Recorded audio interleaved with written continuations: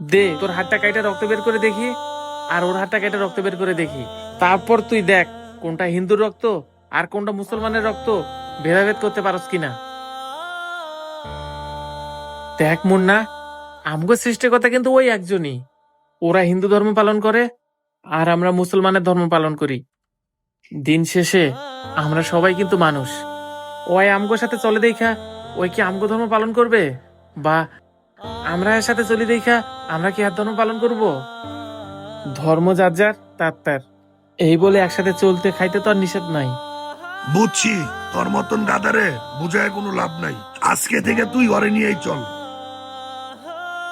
আজ থেকে তোর সাথে আমার কোনো বন্ধুত্ব নাই, থাক তুই ঘরে লইয়া।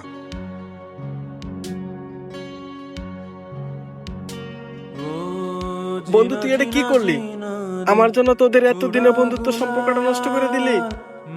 আরে বেটা, যে বন্ধুত্বের মর্যাদা বোঝে না তার সাথে বন্ধুত্ব রেখে কোনো লাভ নাই। তুই জানিস ওইসব বন্ধু টাকা পয়সা দেখেই বন্ধুত্ব করে। আজকে আমার কাছে টাকা আছে দেখা ও আমার সাথে বন্ধুত্ব রাখছে। আজকে যদি আমার কাছে টাকা না থাকতো তাহলে ওই তোর সাথে যে ব্যাপারটা করছে ঠিক আমার সাথে ওই একই ব্যাপারটাই করতো। বন্ধুত্ব কখনো জাত ধর্ম টাকা পয়সা থেকে হয় না। এক্সকিউজ মি ভাইয়া, এই টেবিলটা একটু পরিষ্কার করে দেন তো।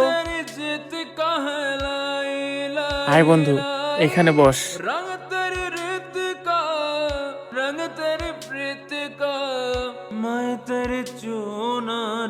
যে প্রকৃত বন্ধু সে কখনো জাত ধর্ম টাকা পয়সা দেখে না, আর যে বন্ধু জাত ধর্ম টাকা পয়সা থেকে বন্ধুত্ব করে সে বন্ধু নিতান্ত এক স্বার্থপর বন্ধু। এমন বন্ধুর সাথে সম্পর্ক না রাখাই ভালো। আমাদের ভিডিওটি আপনাদের কাছে কেমন লাগলো?